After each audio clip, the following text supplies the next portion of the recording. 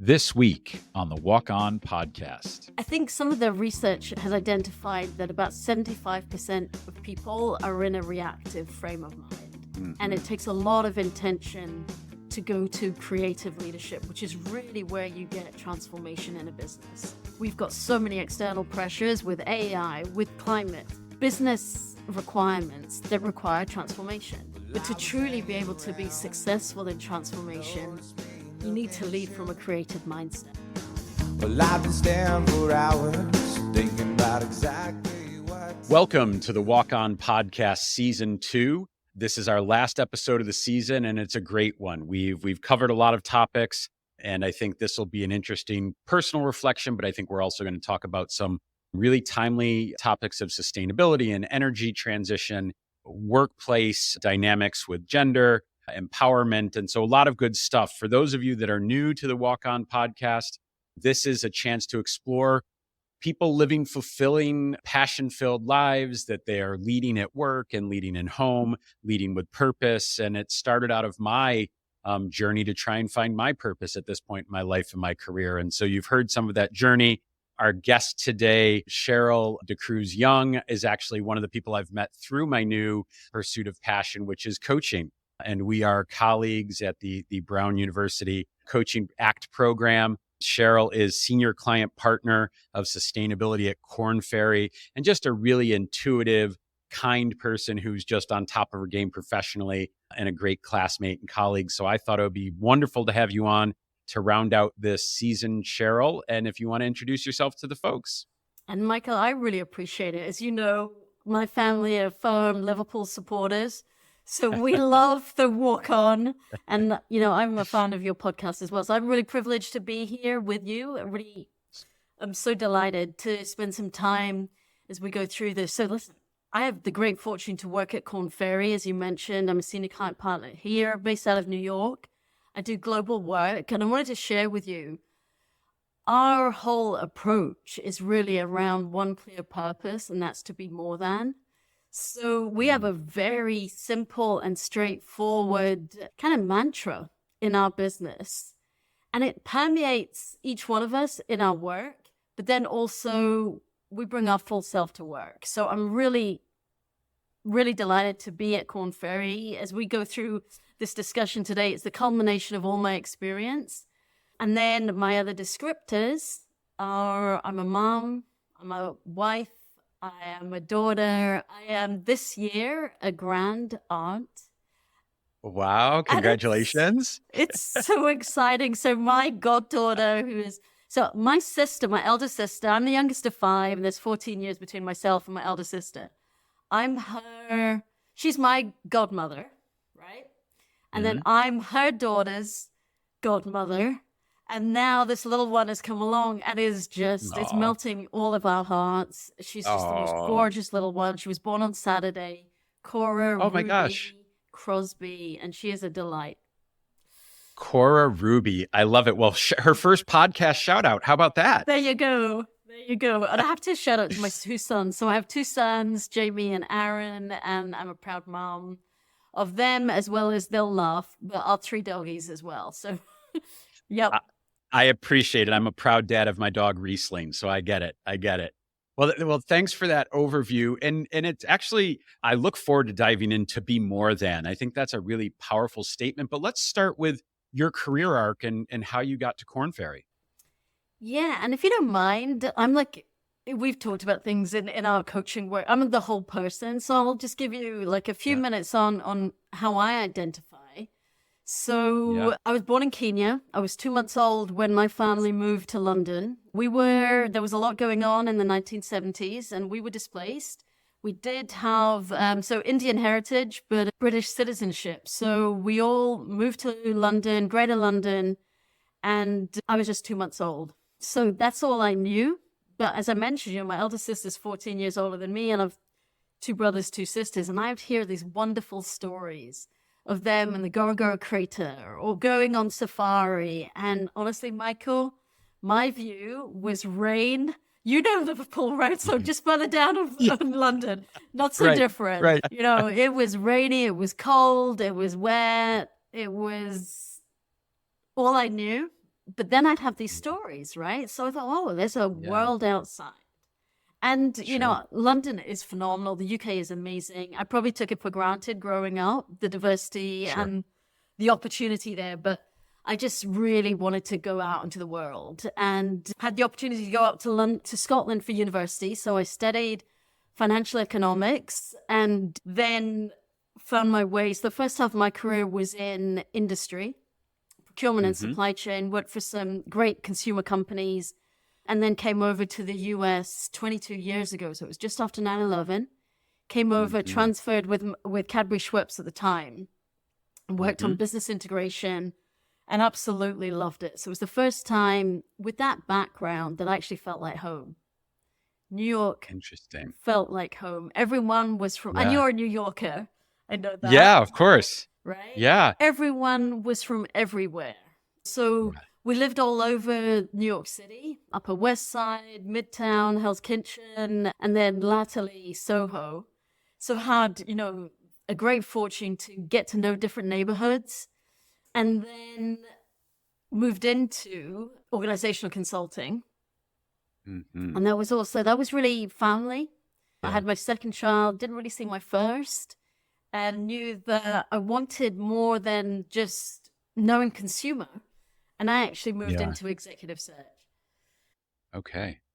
Yeah. And that's, thank you for sharing that amazing journey. And there are so many threads we're going to pull on there. So we'll come back to many of them, but the operations side and working for some of your original companies, that wasn't your initial vision for work, was it? That's not what you were thinking your future entailed. That's true. So when I graduated, in the UK, there's a milk round. So it's all the graduates go through a process and you get picked up. So you go through an interview process. So I had this interview process. It was actually in Liverpool. And then they said, where do you want to work? So I think I'd shared with you, my mom is a single mom. My dad passed away when I was 10 years old. And I thought, okay, I'll go back to London. And they were like, fine, you'll just need to meet the manager there. And then you'll start in London. So I went, 22 years old for that meeting. And it was interesting, Michael, because one of the questions was, what does your dad do? And it was kind of odd, right? Yeah. At that age and stage, I didn't have the confidence to say, no, I'm interviewing for this job. Yeah. Or I've been offered this job and I'm meeting you to get started in London. Yeah. But as I look back, I didn't fit his profile. And I was crestfallen because for the longest time, right? Yeah. I wanted to go into investment banking. And that was it. Tunnel vision. And then I was crestfallen. And then, I know that you're a music fan. And there's those fantastic lyrics of, you don't always get what you want, but you get what you need, right? Mick Jagger. Absolutely. Yep. Thank you, sir. And the Rolling Stones. Right. And as I look back, it was the best thing because, okay, I didn't fit his profile, but in actual fact, it wasn't really probably going to be the right thing for me. I fell into procurement and supply chain initially in the UK, and then I had a great opportunity with Coca-Cola. And moved to Paris with them. And it was the most amazing experience. It was internal, external. It pulled on my demand and supply kind of economics background. And it was new territory. So in the 90s, it was pretty new and really fantastic. So I had this great opportunity. My husband and I moved to Paris. I had my first son there, it was also the year of the World Cup. It was just fantastic. Fantastic, right?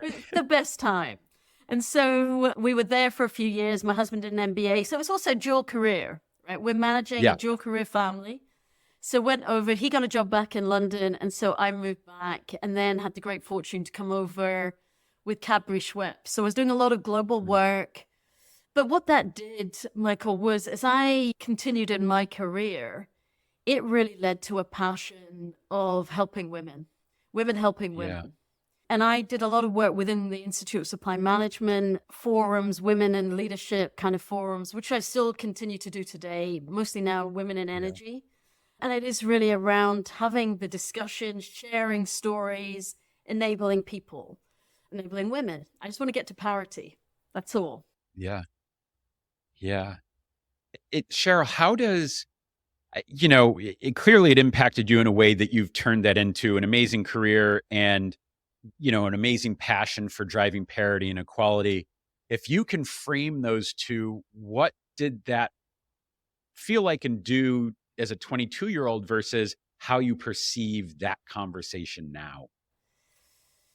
Yeah, I think the more so it led to empowerment later on Mhm. because I could look Yeah. back at things that I did in my career and then literally help Mhm. others, like help young women, give Yes. them the confidence through the work that I've done. I love that question because at the time I felt I was not in a powerful position. There was a Yeah. different power play for sure. Yeah. And Yeah. then women in the finance sector have helped other women, those who Mhm. have achieved positions of responsibility and leadership have then looked to evolve structures. And that's really Mhm. informed my work today. So I'm a coach on our inclusive leader framework here at Korn Ferry. And that Mhm. has been transformational for my own journey, as well as I can see the unlock. And I know that you can as you're coaching your Yeah. Yeah. clients. Yeah. Often there are things that have been suppressed or built or covered over that just don't enable us to really live our full selves. And if you Yeah. are able to break down those barriers, you can do it for yourself, but then also for others. Yeah. And then you're leading through passion and you're really working in a way that is service led. It's an Mm. enabler and it is empowering. So I think that's a Yeah. great question. So today I build from it. There was one experience. It's not dissimilar to many others and many other women where we were first in the 1990s, right? Fast Mhm. forward to now, we may not be a first, but there are still, as there are across the board, right? Women face them, but I know everybody faces them, right? Where you have Mhm. a disparate power play. Mhm. So how do you support and make the changes in the structure to Yeah. enable people, to really empower people? Yeah. Yeah. It's so well said. And what I'm really coming to find for myself, I think, and I'd be curious your perspective, and you know this a little bit from our first days of class, but I sort of went into executive leadership and performance coaching as, Elon Musk is going to, not really, but Elon Musk is going to call me and say, how do I fix this stock price or my perception in the community? How do I engage? Right. And I was thinking of these business books and business cases and didn't want to hear about touchy-feely therapy-esque pieces of coaching. What I've come to realize, and I had this conversation yesterday with some classmates, we are coaching people who work within human structures, right? And so that's what we're doing is to drive change, we have to focus on ourselves and the people we encounter, whether it's people on our teams or up the ladder. And so I'm curious if you, A, find that to be true, and B, in your work, how some of the sort of systemic structural things bump up against that goal of empowering people to have difficult conversations, to see themselves in different roles, whether that's candidly in the position of power where they're not doing it the right way versus trying to get into that position of power to shape the team. So first off, I'd say I hope Elon Musk does call you because he needs some support desperately, Michael. And I think Yeah. you would provide a really nice balanced view that he's absolutely in need of. And then, Elon, if you're listening, right? And then I would say you're absolutely right. I also do work around accelerating leaders. And so often the work and the coaching is really on that basis. But what's underpinning it is emotion, it is baggage, it is kind of things that they've encountered that are blocking their way going forward. And to be honest, it wasn't until, going through the Brown program that I feel genuinely equipped to have those conversations. And I think that's yeah, vital. We all know that coaching as a discipline has really blossomed, and that's fantastic. But I think it's vital that coaches have the correct training and support yeah, and the frameworks and the structures, to your point, to yeah, enable people to really help them.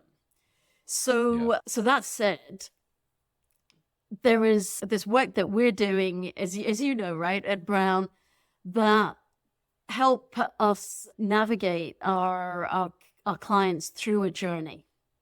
And it's critical to spend time in the different areas of that journey to help them, where they need to, either shift to a new perspective, going from dissonance to resonance, or support their position to really accelerate. So they're in a great place and they want to take it to the next level. Well, then there are tools and ways to do that.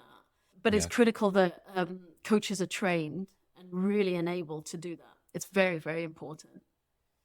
Yeah, for the civilians on here who aren't coaches, can you share a little bit more your perspective on dissonance and resonance and what that means? Yeah, I love it.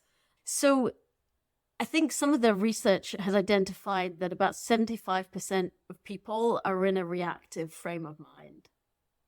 And it takes a lot of intention to go to creative leadership, which is really where you get transformation in a business. So the kind of work that you and I do with clients in corporations, they want to transform. There's a constant need. Look, we've got so many external pressures with AI, with climate, with so many different just business requirements that require transformation. But to truly be able to be successful in transformation, you need to lead from a creative mindset. And what we can do is support leaders in a whole new time frame, right? 2024, really from the pandemic, the world has changed, no question. Yes. And change is accelerating. With AI, it's only going to get faster. And so the way that we did things before will not get us to how we can operate really effectively going forward. So that's like, sometimes if people are in a reactive frame of mind, they're not actually operating at their best. They're going to be fearful. They're going to be resistant to change. And it's only until you work together to unblock that you can then elevate towards a more creative mindset. And I think what you can generalize a little bit is typically leadership can be determined as more creative, right? The leaders who are in charge and they're charting the way in organizations tend to be of a more creative mindset. That is that is a generalization. I'm aware I'm making it, but it's generally the point. The next levels of organization have had to perform, right? They've got KPIs, they've got needs to do, they've been operating a certain way. So actually in Korn Ferry, we talk about the enterprise leadership mindset. And it's a requirement for leaders and everyone in the organization to simultaneously perform and transform. But for that, you've got to be in a creative mindset. So we focus a lot on mindsets in our work, and it really unblocks, and I've seen it. I want to spend some more time about Korn Ferry, and I love the to be more than, but I want to go back to 22-year-old Cheryl. How does that business world look? And maybe finance is an outlier and there's been some improvement, but it's not. In your perspective, in your experience, where are we compared to the 1990s to today in terms of being a truly more inclusive, more open, more creative business culture? I would say we have made tremendous progress. I think so. And I am an optimist, but I see it. I think now what we have are 5 generations in the workplace. And we have a really impatient Gen Z and Gen Y. And in some ways, I'm all for that, right? I think absolutely, right? We should be. And they're not as forgiving. Look, I'm Gen X. They're not as forgiving as Gen X, who have had to work with these other generations, and we've pulled it forward. But now we're in between. We're the conduit for both. And we want their impatience because we want to drive the change. But then there's just a reality to it. So I would say I'm really positive, but then look, here are some stats. So we do a lot of work with the Fortune companies. 10% of the Fortune 500 are led by women. 6% of the S&P 500 are led by women. It's moved forward, it's moved back. Sometimes it's moved forward. Yeah. The trajectory is good, but I want to get to parity. Imagine what the world would be like if 50% of the Fortune 500 were led by women, if 50% of the S&P 500 were led by women, and the different impact that would have. So I think we're on the right trajectory. We're going to get there. Is it fast enough? No. Yeah. Should we ever think it's fast enough? No. But I'm also about the power of all. And I don't want to disenfranchise the majority group, which is the white male group right now. I'm so proud to say my husband is a white male. We've been together 29 years. And I am all for empowering everybody. I have 2 sons of mixed race. I'm all for empowering everybody. And so we need to bring everyone up. So yes, I want parity with gender, but I want to bring everybody up. And I want to empower everybody. And I think we can. I'm all about abundance and prosperity. I'm thinking of you and quite jealous being in New York City this week as we wrap up the US Open. Not to date the podcast when people down the road listen to it, but we've got parity now, right? The men and women are taking home the same purse, right? It's doable, it's feasible. But I'm curious your take. One of the things that I really struggle with, and not to get into the political climate or, sort of where we are, but in the work we do and just the facts, it feels like one of the drags, we've made this, as you talked about going forward and back, one of the drags is this reactive mindset of the pie is finite. And so if you're giving a seat at the table to someone else, you're removing me from that table, or my share of the pie gets smaller. And I think that is an understandable reaction. Look, I'm a 50-year-old white man that, 10 years ago, if I applied for jobs, I'd get interviews 75% of the time if I was qualified. Now I get 2%, right? It's just, and I understand it and I get those dynamics, but I think you do have this sense of the world is changing. I can't keep up. I don't understand it. I'm being left behind. I'm having taken away from. And I think that is a reactive mindset that is natural in some degree, but it is a big drag on progress. And I'm curious if you agree or not, and what you think we can do to kind of overcome that. I think it is a scarcity mindset. And I think you coined it really well. It is because people are in that reactive state. So I think we all have to help. And I don't want to get political as well. I think, but that's also informative at this current point in time. So that also leads to optimism in terms of progress and where we are. And I think both sides would probably say that theirs is not the scarcity mindset, right? I think genuinely they would both say it. But how do we together drive change and together achieve? I would go to some fundamentals. And they are, we need everybody in the workplace because we have a declining birth rate globally. And it's the first time in the US that we're reaching some pretty important demographic changes. So we need everybody. I would say if we just take it to North America, from a competitive perspective, it's vital that we need everybody in the working age to support the growth and the competitiveness of the USA. And if we look back, and this was why, my husband and I, he's an entrepreneur, and he has thrived and flourished here. And the reason is because of the entrepreneurial mindset that we've always had in the USA. And the immigrant flow that have then supported the changes. So I think, again, it's an optimist view, but I do think if we intentionally work on policies that don't disenfranchise certain groups, really listen. So part of our coaching is to listen at the level 3, right? Politicians have to do that. We mustn't disenfranchise any group. We've got to listen because everybody's needs are really important, equally important. But we are operating in a multicultural society more than ever. And so the structure needs to evolve.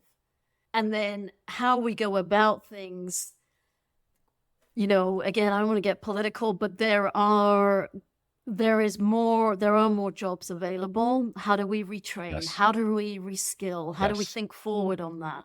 Because we need collective brain power. Yeah. Yeah. And there's Yeah. dignity It at is. work. Yeah, absolutely. And, I keep coming back to, so I'm the most optimistic realist you're ever going to meet, right? Like I hope for the best and I prepare for the worst, right? So, that's the way I approach life. Maybe it's because I grew up in upstate New York and you hope that it's not going to snow, but you bring your boots. But, it comes back to people for me, right? Yes, we need the structures, we need the frameworks that set us all up for success, but we need to meet people where they are. And so those people who are in a reactive mindset, not turn your nose up, not saying you're wrong, you're outdated, you're outmoded, your thinking's wrong, but really engaging in a conversation about opportunity. And then training leaders who are equipped to listen, as you said, to come from that perspective of openness. I think that's how you do it. Build the structures and build the people to move us forward. Yeah. And I Well, think we've got a collective will to do that.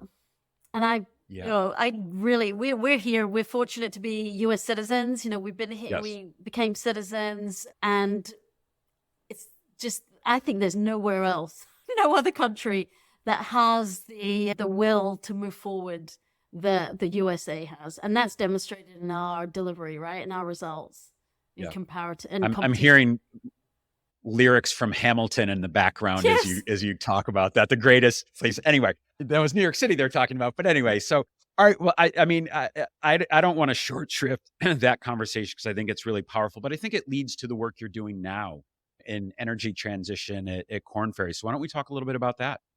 Yeah, so part of our enterprise leader framework, we are bringing into the energy transition. So, and we talked about the scarcity mindset, right? There's just factual environmental climate concerns, and there's a penalty if we don't achieve our climate commitments, our global climate commitments. But we're up against short-term profits and short-term thinking that has been as part of the structure, as part of the way stock exchanges work, as part of the way capital is raised. But we do believe, and we have been somewhat successful about this, in the ability to support organizations to simultaneously perform and transform, to have a focus on we can do both. And actually, you're seeing organizations thrive where they have been able to do both. So, we think about it in terms of, you're going to commit to make the change and the impact, and make that impact kind of core and center. It's purpose driven. It includes sort of elements of profitable and sustainable growth. And then to perform, you've got to support your management. You've got to support your leaders and train them in the mindsets that, yes, we can do this. And then how do we do this? And then you're making profitability transcend, right? So you're making that transformational, truly sustainable. So you talk about sustainable value in the business. So here, what we kind of term this as is, for the impact, so we talk about leading for impact. So if you're leading for impact, you can have profitable and sustainable growth. And there are organizations, I can give you some examples, very public, those who commit, like an Ørsted, or organizations in other renewable energy companies like E.ON and ENGIE, a lot from EMEA, actually, a lot from Europe, are driving this change. And they've been leading it. If we think about those companies who have been able to perform, you think about IKEA, right? They changed their business model. Some car companies have changed their business model to become electric. Microsoft very much perform. And then that whole transform kind of methodology is around, yes, changing business models. So we believe you can deliver profitable growth and climate benefit and have sustainable value. But we're in a period of time where it has become political. Yes. There's been retrenchment, and that's very real. And there will be a cost of that if we don't continue with the agenda. Yes. I'll give you just a real tangible example from my life. And it was a horrifying moment, but it actually played out well. So I used to lead public affairs across Southeast for Walmart when they launched their green transformation. And they are one of the most sustainable companies in the world. And they have one of the largest supply chains. So that's quite a feat. But I took this CNN reporter down an aisle and I was pointing out all the concentrated laundry detergent in a store. And we looked at all the fresh fruit packaged in plastic that was made from corn and water. And he was, we're having a great conversation. And I turn around and they're not there. And they're filming a bunker that's full of like cheap, plastic beach toys. Right. And he said, well, you've talked a good game and you've got all these good products. But then you have this, and it is that transformation, it is that performance. Yes, we are changing our business model while also understanding our customer wants cheap toys to go to the beach, right? We're going to get there, but to perform, we've still got to meet those expectations of Wall Street. We've still got to keep our customers coming in, and we're going to bring them along the way. And fast forward, I challenge you to go to any grocery store and find laundry detergent that is not concentrated. Walmart did that. They said, we're going to do it. You have to do it within a year or we're not selling you. And they all did it. So it is that challenge. And there was pushback. There was, why are you becoming the sustainable company? And they serve more rural communities where politically, right, we can get all the demographics. And they've just been a true leader in it. So I've lived it and I get it. And I think that is the challenge. How do you stick to a vision that you've set and take some of the bumps while you're transitioning? But it is doable. And Walmart is a great example because what a transformation they've undertaken. Yep. And they are a leader and they are a market maker. So it's absolutely critical. And we're so grateful that they've taken a stance. They've come up with Project Gigaton, where they've got really a direct impact with their supply base. And I would go back to, and I'm sure it's the case, we should test it out. But those toys now that you'll probably find will be from recycled materials. And they'll more so, yes. They'll ensure in how they're supporting their team members that everybody thinks about sustainability in everything that they do. And then it permeates everything. So this is an important point in time, but I can tell you, Michael, we're still seeing clients really focused on their commitments, really committed to deliver. And they're seeing that end goal. And they know that their customers, their supply base, and their consumers are also committed. And it's important that they stay the course. Yeah. I could do this all day long, and I want to be respectful of your time. I know you have an event coming up at New York City Climate Week. Tell me a little bit more about that. Yeah, thank you. So we're thrilled. So we've always been supporters. And yes, it will be around leading for impact. I lead two things for Korn Ferry. We're sponsors of Zero Week, and that's all around the energy transition. And then Climate Week in New York's vital. But I'll tell you, Zero Week have been a little bit forward thinking, right? We've had the policy now and we've got the investment to drive energy transition. And they're now introducing talent to support that transformation. Climate Week, we're introducing and pushing the people agenda. Because you cannot deliver against these commitments if you don't support the people in that transformation. So we're very excited to have a panel. We'll have some wonderful leaders in sustainability, as well as our own Korn Ferry practitioners kind of leading the charge. So yes, a shameless plug. It's on September the 24th in our New York office at 200 Park Avenue. We're delighted to be part of the solution, Michael, in driving the transformation and change. So thanks. I love it. And your passion is just, as you talk about these topics, I mean, it's just infectious. And these are, for a lot of people, these are dense, obtuse conversations that they don't, feel impact their life most days. And I think you've made it really accessible and impactful. And so let's close here if we can. What advice do you have for others that are, pursuing passion, whether it's work or in their personal life? What advice do you have for them? I say go for it. You know yourself.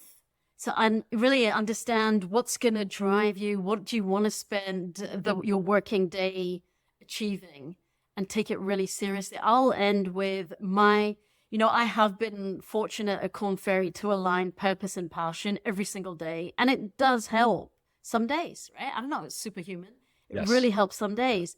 But I'll tell you, my overriding North Star here is when I started this work in sustainability at my current firm. So I had a long basis of it in the work that I did in terms of qualities that I purchased that led to my journey in sustainability. But as I was working on our Sustainability Center of Excellence, I shared it with my then 14-year-old son.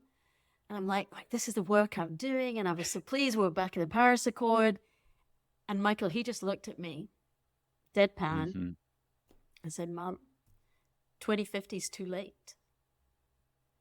Wow. Right? 2050 is too late. Yeah. So that's what gets me up every day to accelerate, and we can't let up. And yes, there'll be bumps along the way. Nothing's linear, but we have to stay the course. And that's for his generation, right?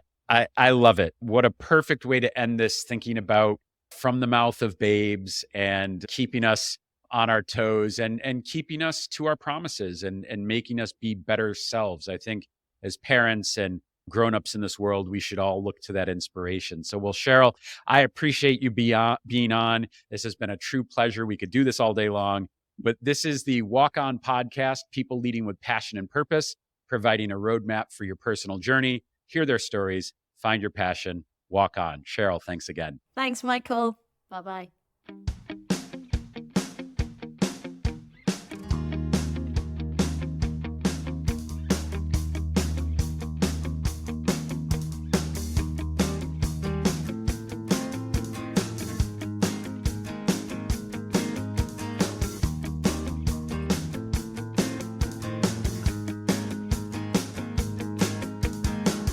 I was hanging